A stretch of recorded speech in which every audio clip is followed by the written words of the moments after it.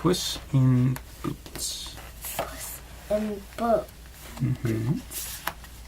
You gotta put your leg down. Once there was a poor miller who had 3 children. When the time came to divide his wealth among them, he had nothing to give but a mill, a donkey, and a cat. The eldest got the mill, the second got the donkey, and the youngest got the cat. "What good is a cat?" the youngest moaned. "With nothing more than this, I'm sure to die of hunger." Puss heard these words. "Don't worry, master," he said. "Just give me a sack and a pair of boots, and you will see that things are not as bad as you think." The master knew that Puss was clever, for he had seen the cat's wonderful ways of catching rats and mice, so he thought the cat might really be able to help him. When Puss had the things he asked for, he put on the boots and slung the sack over his shoulder. Then he went along until he came to a thicket that was full of rabbits. He put some green in his sack and lay still and waited. Soon a wild young rabbit came, sniffed, and entered the sack. Puss quickly pulled the sack shut. Then he went to the palace and asked to speak to the king. "Here, sire," he said, "is a rabbit that the Marquis of Carabas asked me to present to you." "Tell your master," replied the king, "that I thank him." The next day, Puss hid in a wheat field and held his sack open. He caught 2 partridges. Then he went to present them to the king.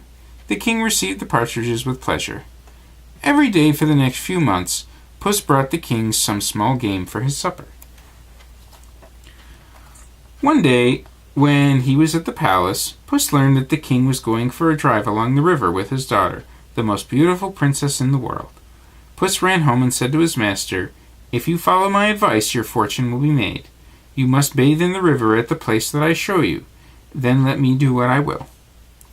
The master did what the cat advised him, though he didn't know what good might come of it.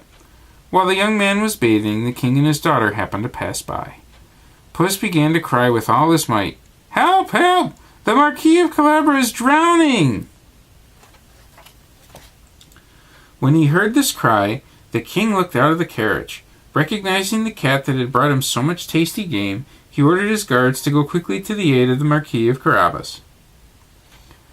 Meanwhile, Puss told the king that some robbers had stolen the master's fine clothes and thrown the young man into the river, but really Puss himself had hidden the master's rags under a rock. The king at once ordered the guards to fetch one of his handsomest suits from the palace.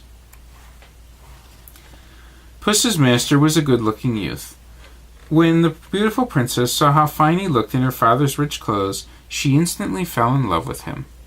The king asked the Marquis to step into the carriage and ride with them. Puss, delighted that his plan was beginning to succeed, ran on ahead.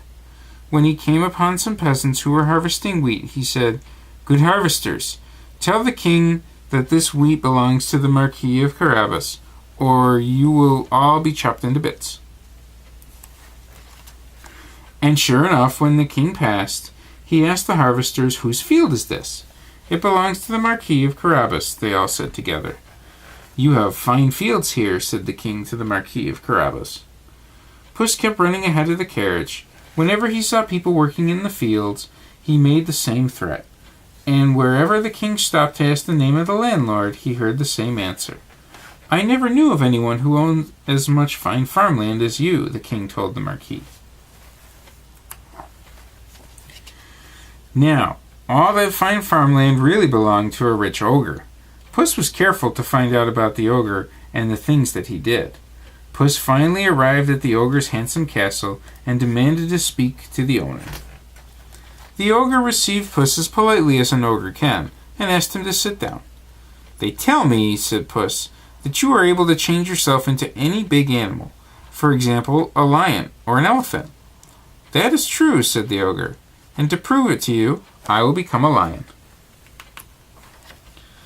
Puss was so frightened to see a lion before him that he raced up the wall and clung onto the rafters. When the ogre returned to his original form, Puss came down and spoke again. "They tell me too," said Puss, "that you are able to take the form of the smallest animal, for example, a rat or a mouse. I cannot believe that." "You will see," replied the ogre. Again he changed himself into a mouse and scurried across the floor. But before another moment had passed, Puss pounced and ate the mouse! Just then, Puss heard the king's carriage passing over the castle drawbridge.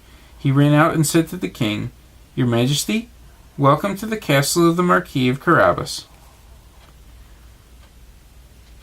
"What? Marquis?" cried the king. "This handsome castle is yours too? Let us see the inside, if you please." The Marquis gave his hand to the young princess, and they all went inside. There they found a magnificent feast waiting to be eaten. It was the ogre's leftover lunch. The king was thoroughly pleased with the meal and with the wealthy Marquis of Carabas. He said, "I will have no one but you for my son-in-law." The Marquis bowed deeply, accepting the honor, and married the princess that same day. Puss became a great lord and chased mice only for fun forever after. The end.